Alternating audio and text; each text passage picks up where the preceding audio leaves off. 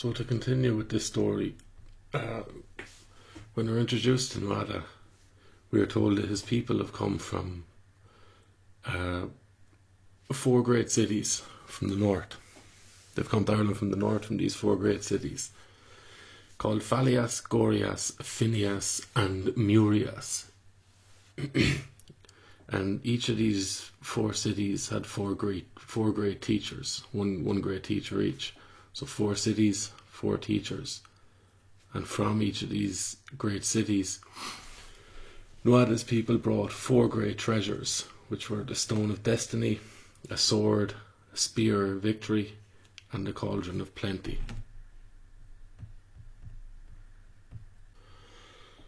So remember, as I said before, we're going to look at these things not literally, although, well, maybe literally, but also in from some other perspectives as well.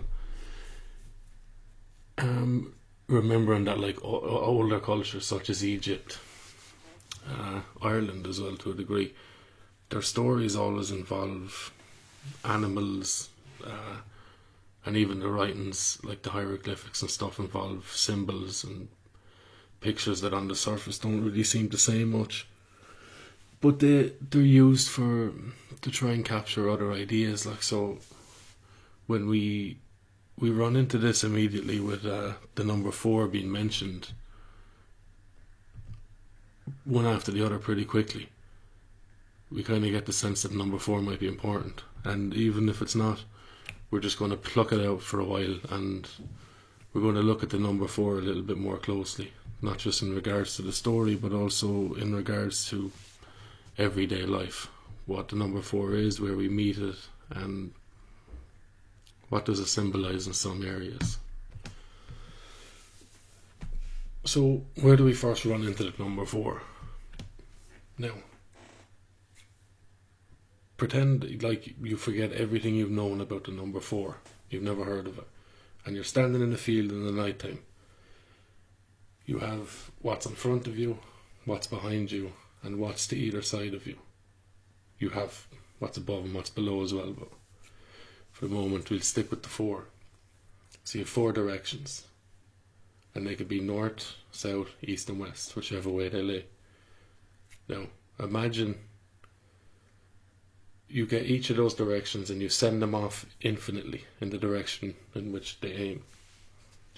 Now what will happen there is they will split the stars or the constellations that encircle the earth into 4 quadrants, and we call that our zodiac, which is made up of 12 signs.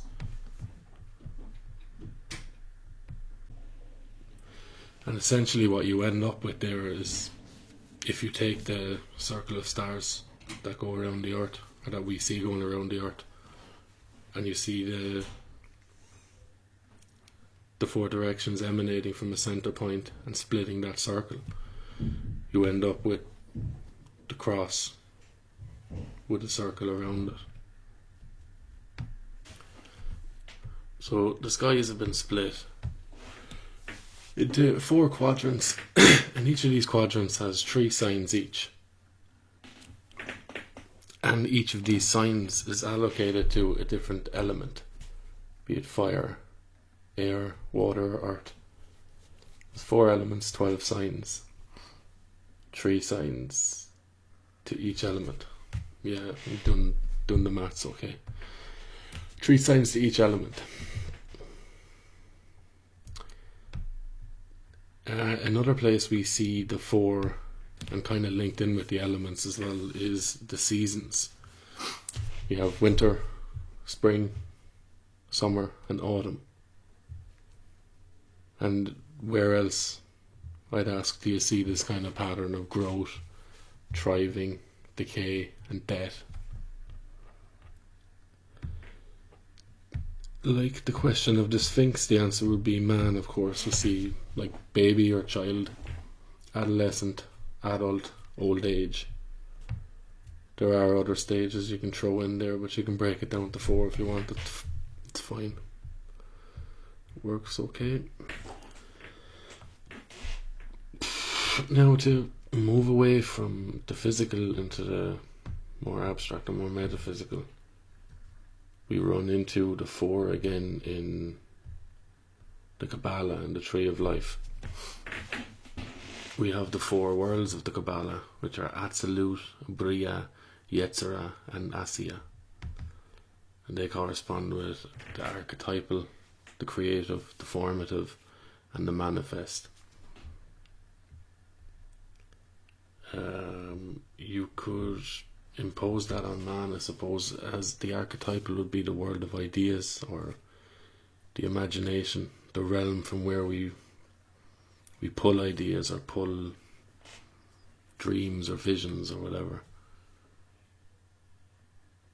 The creative then would be like where a flash comes to you, a sudden impulse to look into a thing, or to write something, or to draw something.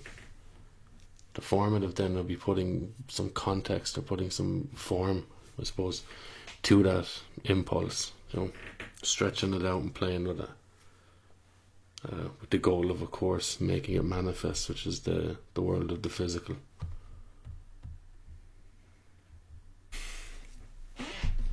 You can see as well that the four worlds of the Kabbalah, they correspond with not just the four elements, but also the four suits of the tarot, the pentacles, swords, cups, and wands, which go back to how we started this with the four treasures of the old people of Ireland. And it's interesting that these things continuously kind of come from themselves, or come from each other and fall back in on themselves. One relating to the other, and they're all kind of tied together due to them being from the number 4, of course. And speaking of the tarot, as I mentioned, we have the 4 suits, which correspond to the 4 elements.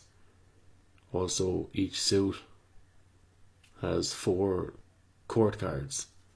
Depending on which deck, you have the Knight, the Queen, the Princess, and the Prince. So 4 court cards for the 4 suits, which adds up to 16 personality types, as they correspond. Each card corresponds with a personality type, or a description of a personality type anyway. In addition to the court cards, the tarot is also made up of what are called 22 major trumps, numbering from 0 to 21. And of course, as we're looking at the number 4 here, the number 4 in this series is the Emperor, known as the Emperor.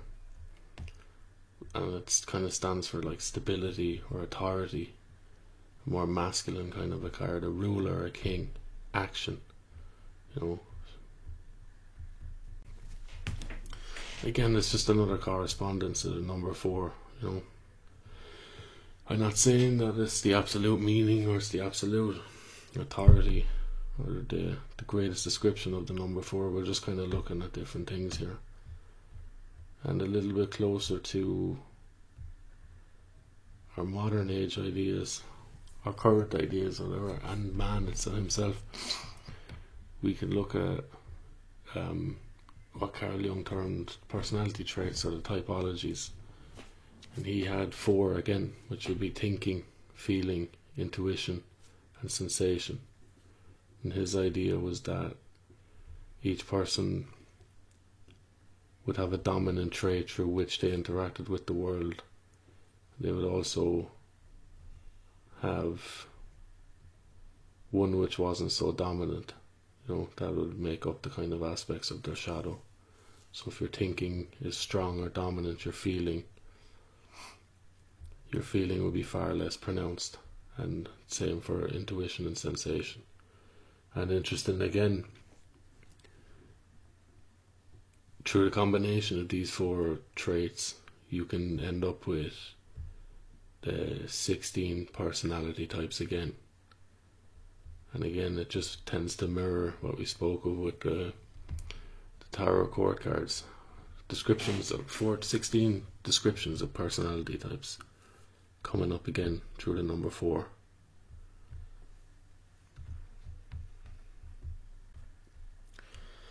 And just to summarise, so we've looked at the beginning of Nuada's story, and we've run into the number 4 with the 4 treasures, the 4 cities, the 4 great teachers, etc.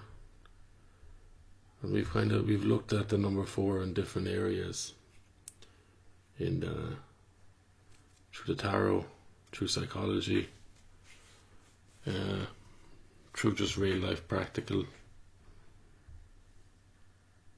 applications of number 4 with the directions, the seasons, etc.